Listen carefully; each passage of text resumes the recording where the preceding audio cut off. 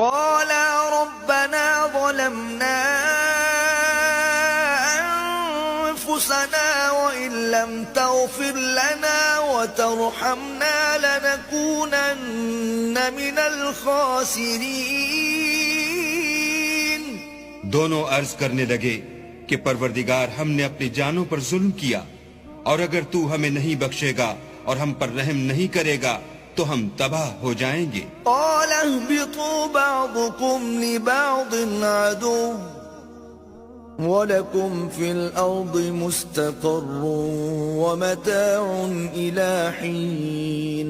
اللہ نے فرمایا تم سب بہشت سے اتر جاؤ، اب سے تم ایک دوسرے کے دشمن ہو، اور تمہارے لیے ایک وقت خاص تک زمین پر ٹھکانہ اور زندگی کا سامان کر دیا گیا ہے. قال فيها تحيون وفيها تموتون ومنها تخرجون.